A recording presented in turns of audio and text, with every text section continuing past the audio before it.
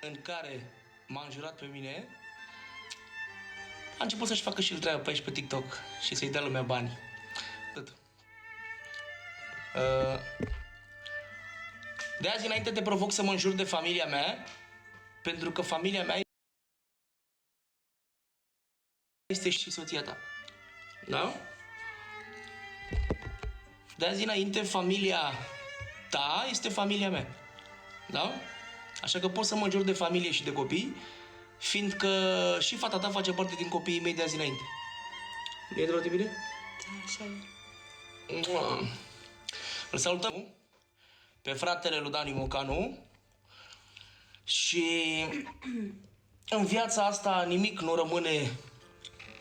rămâne neplătit. 10.000 de oameni, vă iubim, băi. În viață nimic nu rămâne neplătit, mai ales atunci când vine vorba de Dani Mocanu. Sângele meu nu îmi permite să pierd și n-am să pierd în viața mea. Am dat de fata asta, da? E o fată rănită, frumoasă și vreau să-i ofer iubirea mea, vreau să-i ofer inima mea și ce vrea ea. Am să-i fac toate poftele, atât ei cât și fetiței. Deci fata ta, șoricelul ăsta grăsuț care m-a înjurat și mi-a înjurat copiii, fata ta de azi înainte este și fata mea. Așa că înjură-mă în continuare de copii, pentru că în copiii mei fetița ta. Ai înțeles ce zic? Și dacă tu nu știi să ai grijă de fata ta și de nevasta ta, de azi înainte am eu grijă de ele. Mai înțeles ce zic?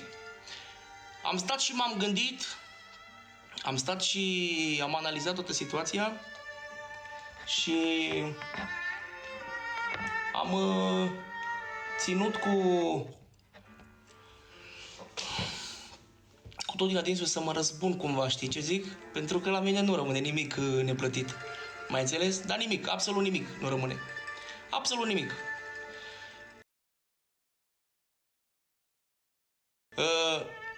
Doar de timp. E o chestiune doar de timp. Nu referitor la tine, referitor la toată lumea care aveți ceva cu mine și cu familia mea. Cu familia mea mai mult, cu mine mai e cum mai e. Și am ajuns la concluzia, decât să te bat, decât să te prind să te bat sau să pun pe cineva că sunt iubit în toată România asta de toate puterile adevărate, inclusiv de nașul tău Aslan, care e fratele meu, ca să înțeleagă toată țara, da? Eu sunt iubit de toți șmecherii de toată România asta.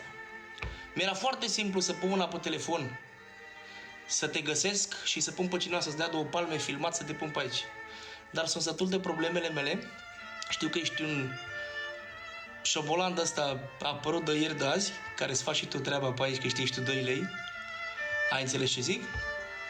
Și am preferat mai bine să te lovesc cum te doare mai tare, chiar dacă tu crezi că ești fericit cu fata asta. Eu știu că nu ești, că eu sunt cel mai bun psiholog din România, așa că sunt aici nu cu soția ta, cu fosta ta soție, da? Mai înțeles ce zic? Și am să am grijă de ea și am să o iubesc mai mult decât ar trebui. Pentru că femeia asta nu merită unul ca tine, merită unul ca mine, adică un șmecher, da? Toți cei care ați avut de face cu familia mea și cu copiii mei,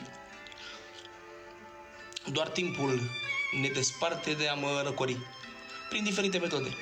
Vă pup din suflet, am să o las și pe Sibelina mea să vorbească și ea un minuțel, să vă spună și ea ce are pe suflet.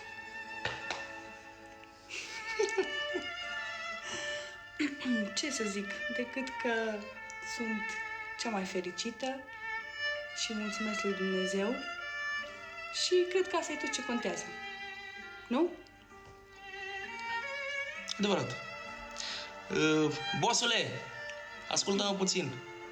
Du-te și spânzură-te dacă n-ai bani, că nu prea faci bani pe aici pe TikTok, că ăștia nu sunt bani, ai înțeles ce zic? Ți-arăt eu ce înseamnă bani, sacoși, nu așa. Îți trimite fratele tău o funie, un săpun, du-te într-o pădure cu nebuna asta ta care ești acum, că oricum Așa? Și spun-ți că te-am lovit unde te doare mai tare. Te-am lovit unde te doare mai tare. Da? Ca să înțelegi. Vă pupăm pe toți frații mei care sunteți aici alături de noi. Mai pun o dată piesa asta că îmi place mie mult.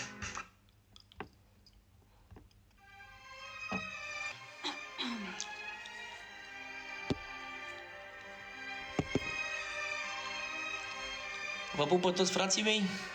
Cu Dani Mucanu nu poate să câștige nimeni. Ca să înțelegeți, da? Și cam asta este.